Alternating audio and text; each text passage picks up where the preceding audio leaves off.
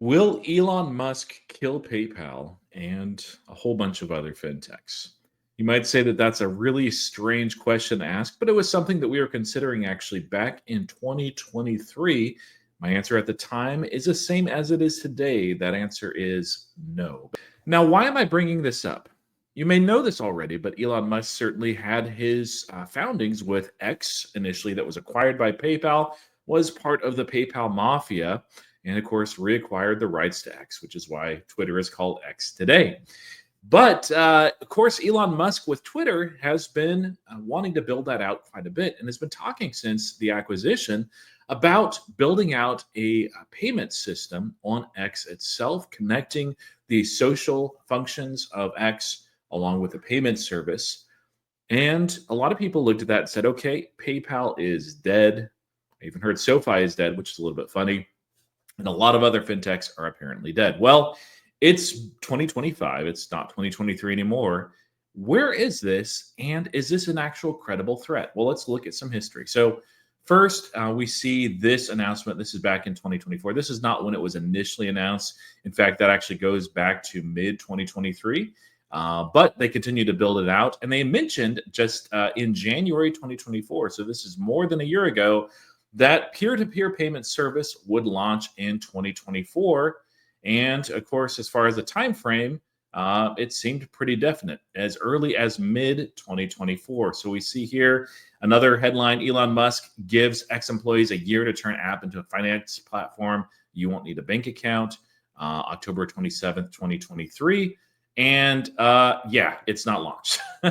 So, what's the goal here, and when will it launch? And will it actually launch? And if so, will it kill PayPal? The goal here is basically for Elon Musk to try to turn X into the WeChat Pay of the West. Now, if you're not in China, perhaps you've not heard of this, but there are two big peer-to-peer payment systems in China.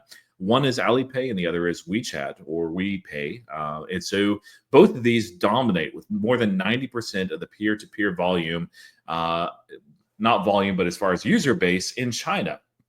And they have, of course, they're well connected, especially WeChat Pay, to social media functions as well. And so it's accepted just basically everywhere in China and is growing even as mobile services grow and payments grow there in China.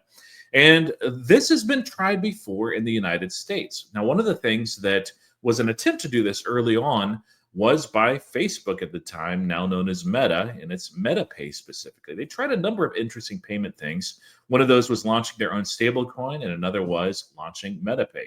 Have you heard of MetaPay before? Probably not. Now, some people use it, but certainly it's there in the Meta ecosystem. So you can use that for commerce. You can use that, with the Quest 3. You can use that with a lot of different functions. But why hasn't MetaPay gained any traction? Why are people basically not using it and aren't even aware that it exists? The bottom line is payments require trust. They do. You're not going to send money to some stranger that just says, hey, give me some money. It looks sketchy. That could be a robbery. That's some sort of a scam. And you would not use a payment system if you felt hesitant about it and you didn't trust the system, the website, the platform. That's one of the reasons why PayPal has benefited over the years, is developing that core of trust. I know that perhaps it's not as strong as it once was when it launched, but that still is very much there for PayPal. For Meta, not as much. The problem is Zuckerberg has been a polarizing figure.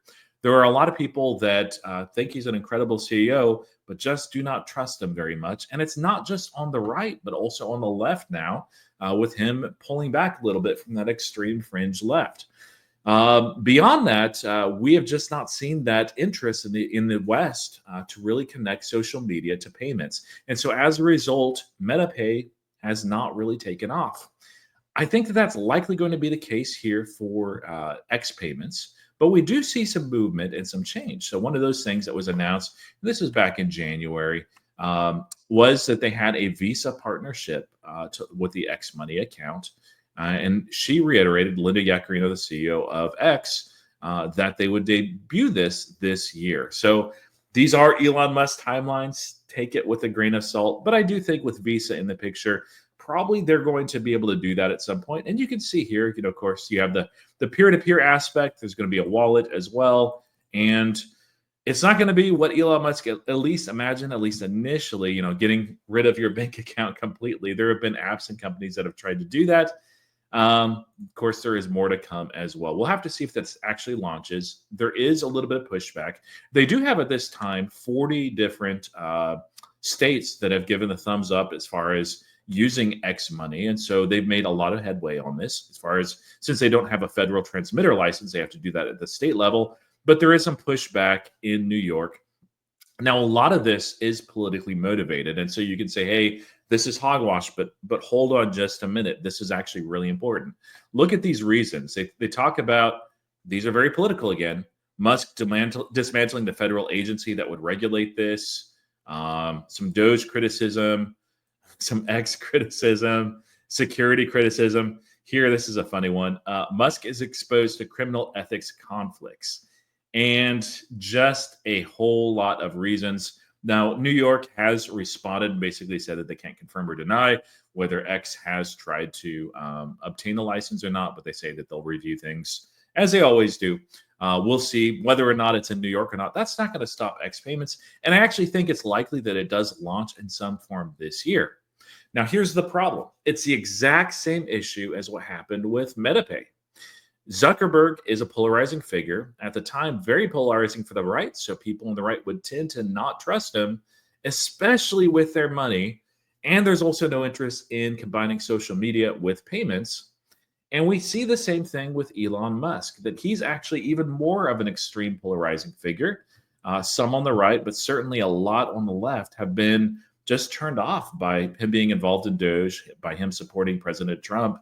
Whether you love him or not, it's hard to argue against that. And so there's going to be a lot of people that would never, ever allow Elon Musk to touch their money through X payments. They would avoid it at all costs.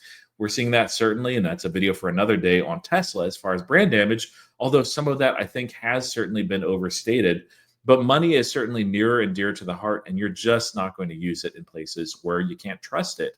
And so I think that while it would launch, we might even see PayPal, SoFi, oddly enough, they are going towards ending banks, I guess, apparently, and other stocks like XYZ, that's Block, have a bit of a pullback when they do launch at some point in 2025, maybe.